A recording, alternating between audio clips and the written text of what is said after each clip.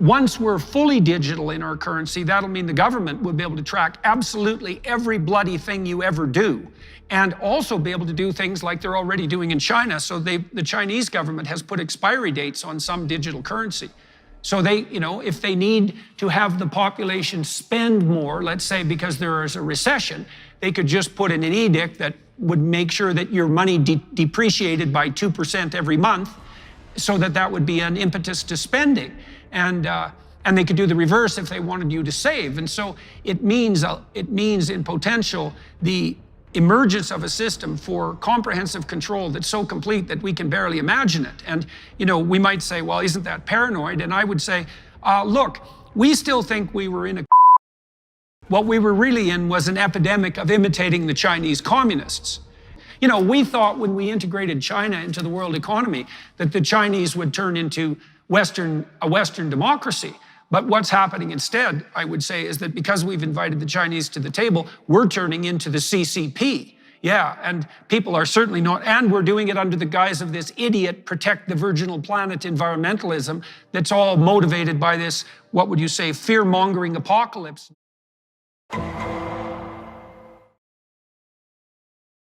I'm at Whole Foods and I'm about to pay for my groceries with my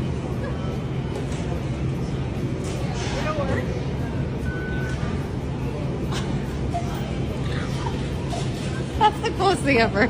That's the coolest thing ever.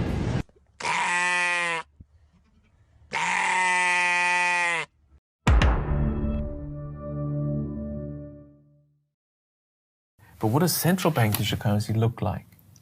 You see? So they never talk about that because people won't actually like the looks of it. Yeah.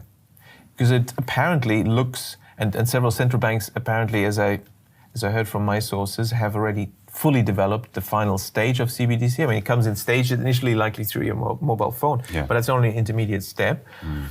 And the final stage is, it's small, and it's the size of a grain of rice. They've already now moved to the system, RFID chips, RFID technology where you just wave the thing, contactless. Yes. That is sort of the conditioning us in this direction. That in the future you'll just wave your hand because you've got the microchip implant under your skin. But you can lose your card. Somebody can steal your card, and then you're just waving. That's kind of risky. Well, wouldn't it be nice if you couldn't lose it and nobody could steal it? But it's clear that that's it is almost a step too far for a lot of people because it is a violation of human dignity to actually inject something like that under the skin. So that's where you need some more persuasion. Yeah. And it's interesting that this concept of universal basic income has been around for around a century, where everyone should get some kind of citizens, payment. But the billionaire elites have so far not liked that. But since 2015, they've all come out. I mean, all the big billionaires and World Economic Forum have come out, oh, this is a good idea, universal basic income. Well, why suddenly now? Because now we have the technology for the microchip implant. And so in 2017, Bill Gates came out and said that universal basic income is a good idea, but it's too early to introduce it.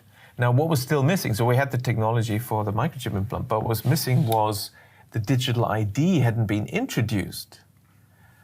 Now, this is where this whole agenda had become very useful.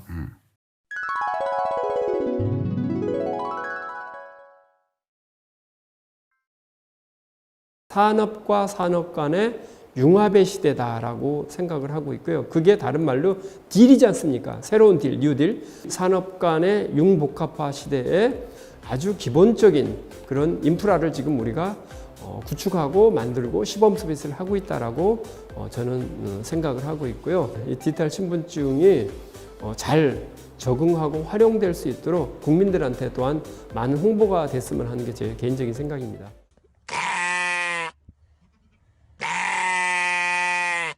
Maybe in a couple of decades, when people look back, the thing they will remember from the crisis is this is the moment when everything went digital, and if this was the moment when everything became monitored, that we agreed to be surveyed all the time, not just in authoritarian machines, but even in democracies.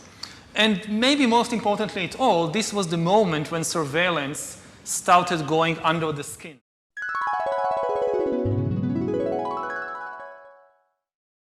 Those transaction data in terms of how many coffee I drink every day, where I buy coffee, do I use Uber every day, and what kind of working hours I have. Those non-traditional data can be very useful for financial service providers to give me a credit score.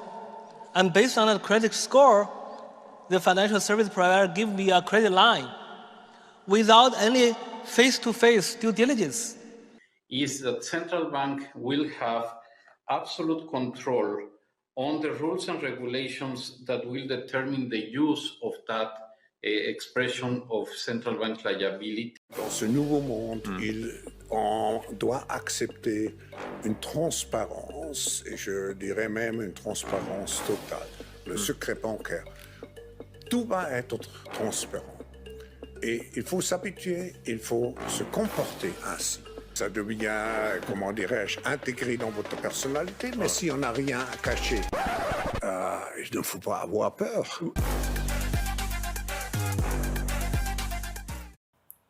저는 미국 정치인들이 CBDC를 불법화시킬 것이라고 생각합니다. CBDC를 반대하는 대통령 후보가 승리한다면 CBDC는 금지될 가능성이 매우 높습니다. 조던 피터슨 교수도 말하지만 CBDC가 있는 사회는 중국식 공산주의 사회입니다. 대한민국에서 어떻게 이런 일이 일어나고 있는지 이해할 수가 없습니다. 대한민국은 자유주의 국가이며 절대로 공산주의 국가가 되어서는 안 됩니다. CBDC가 도입되면 XRP 같은 암호화폐가 급등할 것이라고 생각해서 CBDC를 찬성하는 사람들이 생각보다 많습니다.